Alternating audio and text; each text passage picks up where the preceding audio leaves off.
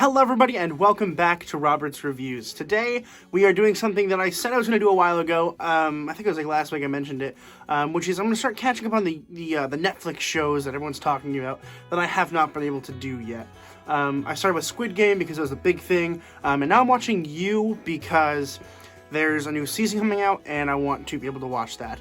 I will be late getting out my Season 3 review because it's going to take me 10 days. I only have time to watch one episode a day, so it'll be about a week or two after the actual initial date of the 15th when the new season comes out, but it'll be there nonetheless. But today, we're going to talk about the first season of You.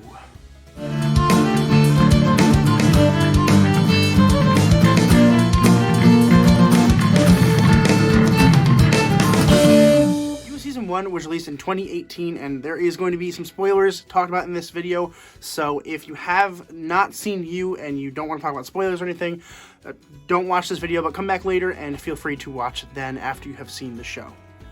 So, the general idea is that there's this guy who is kind of stalkerish, very stalkerish, who kind of falls in love with this girl named Beck. And he is following her, and he ends up doing some crazy things like killing her boyfriend so that he can sneak in there, stealing her panties, and like all of that.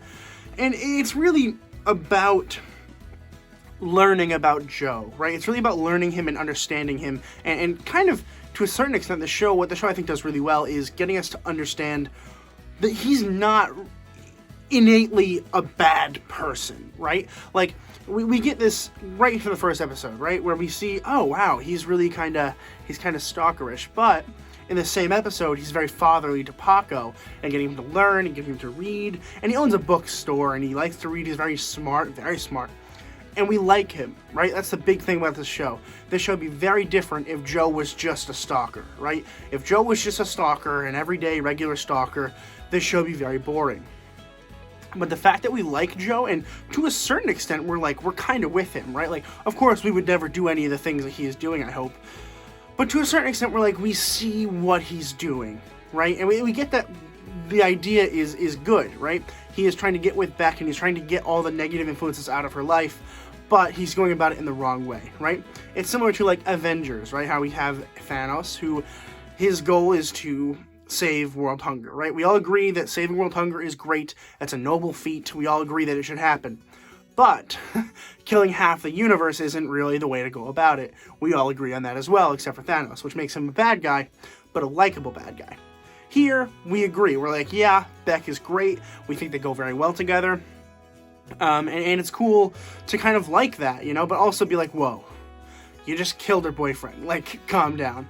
And this all stems from his own issues as a kid, right? Like, we see very much so how he was traumatized as a kid when his parents left him and left him stranded, and he was forced to go with this bookshop owner who treated him like garbage and kind of taught him to be the way that he is and be very paranoid about things. And it doesn't help that he did just get out of a relationship with this girl that he thinks he killed, and it's pretty tense. But really what makes this show super special is the acting, right? First we have Penn Badgley, I think it's pronounced, as Joe Goldberg. He is super good in this show. I don't know if he won any Emmys. I'm assuming he didn't, because I think I would have known by now, but he should if he hasn't. It's very good. He's very, very good in this show. He has this way about him that makes me care about him. He makes me think, oh wow, I like this guy, but also, please don't kill another person, right? And when he does, he realizes, oh no, I didn't mean to do that. And it's so crazy. We love this horrible, horrible person. And that's something that I really like about, you know, generally modern television, such as like The Sopranos and Breaking Bad, where both of them were like, wow, Tony Soprano and Walter White are not the best people, but like they have interests at heart, right? Family, kindness, love, all of these things, but they're just doing terrible, terrible things, which there are real people like that. There really are. Like, what I find really interesting in particular is watching shows like this and examining what their kids are like, right?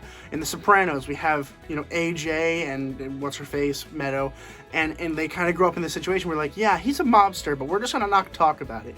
Whereas in Walter White, you know, we have Walter Jr. who grows up, who kind of realizes he's not doing exactly the right things, but he doesn't know what it is, which is nice to see. But in this one, he has Paco, right? And Paco is just a kid who lives, like, you know, their neighbors. and taking him in, and him realizing that not everything he's learning from Joe is a good thing. And he realizes that, and he knows that. But Joe is doing such a good job at like being fatherly and being good, and I like that a lot.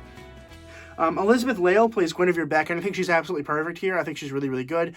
She's very fun, very entertaining to watch. I appreciate all the work that went behind it, because going, you know, head to head with Penn here has got to be difficult. Like, it really has to be difficult to fight for attention there. And they fight. They both really do, and it's really, really, really fun. A lot of the side characters are really fun too. Even John Stamos shows up for a couple episodes, and I was like, hey, John Stamos. It's good. It really is good. It's entertaining. It's very fun. The one thing that I can say about the show is that it is tense. It is tense the entire time, and that's kind of my issue. There's no lull, right? It is just always super intense action, like, oh wow, we don't know what's going to happen. Like, I literally had like 4 anxiety attacks just watching this show. I'm already on season 2. I'm on episode like 3, and it does feel, the pacing for season 2, sorry, I think I said season 2. Season 2 feels better already. Not great still, but better. But this first season, which is on Lifetime, by the way, it was a Lifetime series before it was a Netflix series, definitely has this feeling of like just building intensity and anxiety, and it's fun. It's really cool. People who like this kind of thing are gonna love it. I like it a lot too. I shouldn't like it because like it's not good for my health. But like I do enjoy feeling that for a show, and it is really good. I think that it could just take a notch down on the intensity just a little bit, just so that when it does get more intense, we actually feel the stakes. Because in the last episode, it kind of just, you know, it's still super intense because it's the finale of the show, the season. But it doesn't feel any more intense than the rest of the show, which makes it feel kind of lackluster, right? It's kind of how I felt about Squid Game, honestly, how the whole show is just kind of really cool and intense, except for episode 2, but we're not going to talk about that. And, like, then it kind of falls short because, yeah, it's intense, of course. You think it's still intense.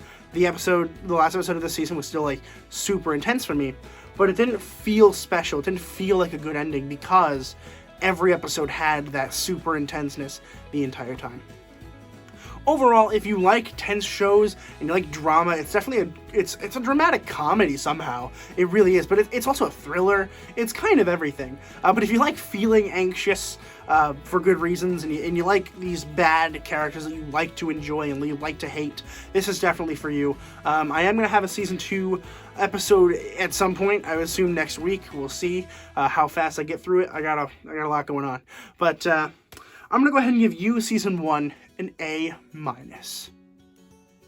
Have you seen you season 1? Let me know in the comments down below what you thought. I am excited for season 2. I think it's good so far. I think I already like it a little bit more than the first season, just because I kind of like the female character a little bit more than I like Beck. And I don't know, I'm really excited to see where it goes. I really am. Season 3 looks like it's going to be good. People are already talking about it. I think it comes out tomorrow. If my video comes out on time, which it should, it'll be tomorrow once this video is released, that the season comes out. So if you're interested in that, definitely go check it out. It is on Netflix streaming, so check that out if you have that. Thank you guys so much for watching this video. Please consider subscribing. Once we get to 200 subscribers, I'm going to be doing an 8-hour-long live stream. You don't want to miss that, so definitely consider subscribing. And as always, keep watching movies and television, stay educated, and I'll see you guys in the next video.